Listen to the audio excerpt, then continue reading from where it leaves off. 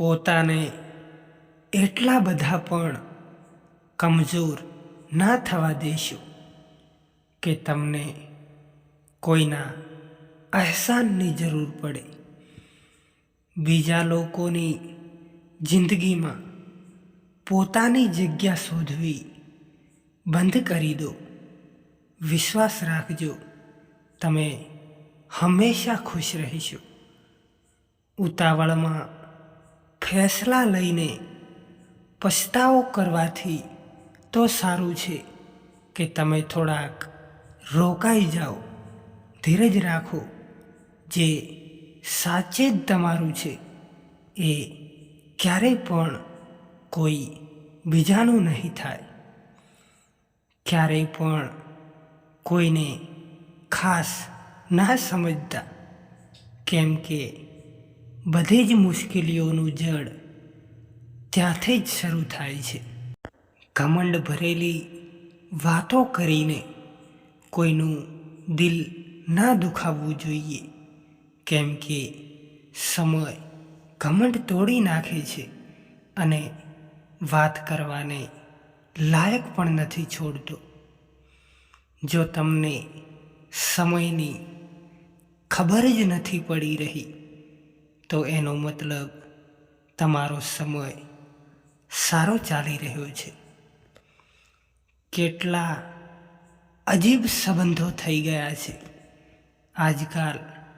સાથે હોય છે તો એવું લાગે છે જેમ કે ક્યારેય તૂટશે જ નહીં, અને તૂટી એવી રીતે જાય છે જેમ કે ઓળખતા જ ના હોય. જે માણસ પોતાના મનની તકલીફને બતાવી નથી શકતો એ માણસને ગુસ્સો સૌથી વધારે આવે છે. લોકો ઓળખવાનું જ બંધ કરી દે એની પહેલાં જ પોતાની ઓળખાણ બનાવી લેવી જોઈએ. એક સહન કરવાવાળો માણસ જ સમજી શકે છે કે તેને કેટલી તકલીફ છે.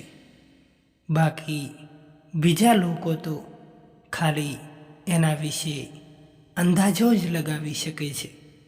માણસને માણસથી દૂર કરવાવાળી સૌથી પહેલી વસ્તુ જીભ છે અને બીજી વસ્તુ પૈસા છે.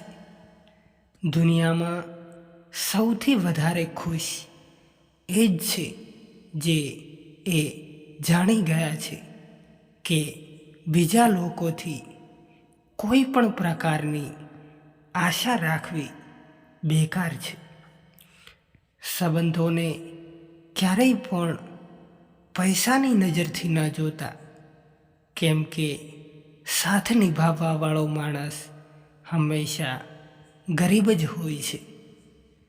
જે માણસને આપણે સૌથી વધારે પ્રેમ કરીએ છીએ જિંદગીમાં, એ જ માણસ આપણો સૌથી વધારે ફાયદો ઉઠાવે છે, કેમ કે એ માણસ જાણતો હોય છે કે આપણી કમજોરી શું છે.